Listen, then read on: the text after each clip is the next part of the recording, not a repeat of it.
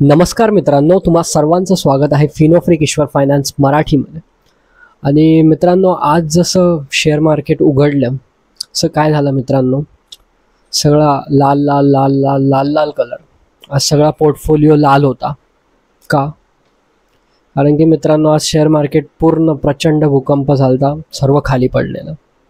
आणि कारण काय होतं, जे अमेरिकेचे जे राष्ट्राध्यक्ष आहेत डोनाल्ड ट्रम्प साहेब, त्यांनी जो टॅरिफ आकारला, म्हणजे टॅरिफ म्हणजे की एक टॅक्स आहे जो की इम्पोर्ट एक्सपोर्ट आणि ट्रेडमध्ये जो सुरू असणारा जो टॅक्स त्यांनी आकारला आहे, त्यामुळे जगभरात त्याचा प्रभाव पडला त्याच्या शेअर मार्केट्सवर. सर्व शेअर मार्केट्स खाली पडले. खूप साऱ्या गोष्टी एकदम लाल लाल झाल्या, कारण की मार्केट जसं खाली डाऊन झालेलं.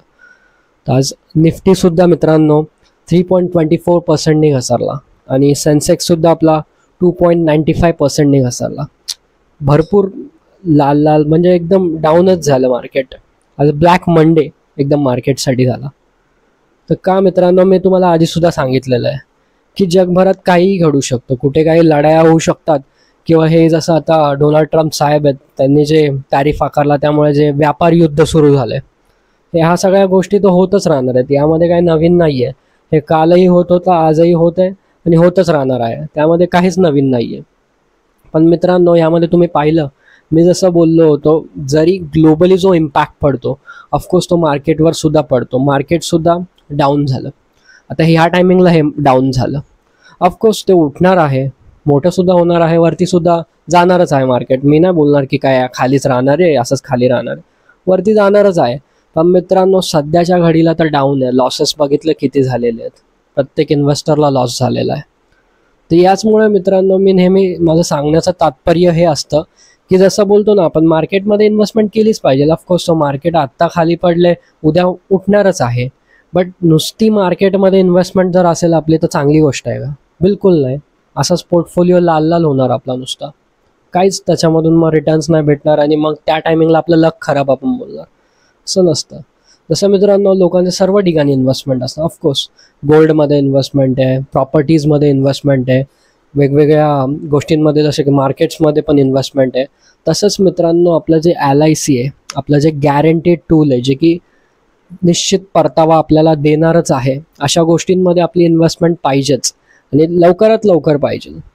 त्यामुळे मित्रांनो, हे भले कुठेही काही हो, कुठेही काही, कुठल्या जगभरामध्ये कुठे काही लढाया हो, अदरवाईज कोणी काय व्यापार युद्ध छेडो किंवा काय पॉलिटिकली हो, आपला जो परतावा आहे, जो आपली सोव्हरेन गॅरंटी आहे गव्हर्नमेंटची, ती कुठे जाणार नाही आहे. ती सेंट्रल गव्हर्नमेंटची गॅरंटी आहे. त्यामुळे मित्रांनो, आपले जे शेअर मार्केटमध्ये इन्व्हेस्टमेंट पाहिजे, ऑफकोर्स पाहिजे, तशी गॅरंटेड टूल्समध्ये सुद्धा यंग एजपासूनच आपली इन्व्हेस्टमेंट पाहिजे. आणि ते असणं खूप गरजेचं आहे, कारण की ह्या अशा साऱ्या गोष्टींमधून आपल्याला कळतं.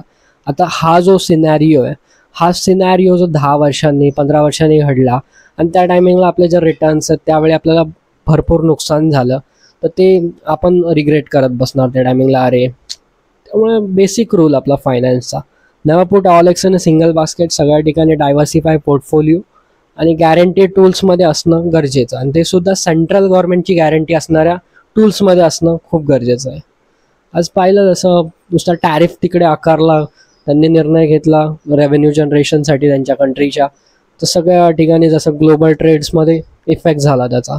जगभरातले मार्केट आज खाली पडले. सगळ्या ठिकाणी एकदम नुकसान नुकसान नुकसान. बट कसं आहे मित्रांनो, हे सुरूच राहणार आहे. यामध्ये मार्केट खाली जाणार, वरती जाणार, वोलाटाईल गोष्ट आहे, त्यामध्ये काही नवीन नाही आहे, हे सर्वांनाच माहिती आहे.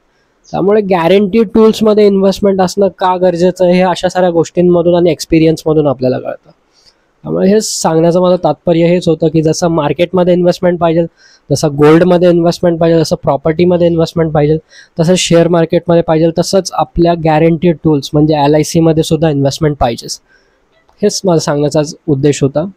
Thank you very much. असेच नवनवीन कंटेंट आणि नवनवीन माहिती जाणून घेण्यासाठी मित्रांनो, आपल्या चॅनलला सबस्क्राईब करा आणि असेच नवनवीन व्हिडिओ मी घेऊन येतच राहणार आहे.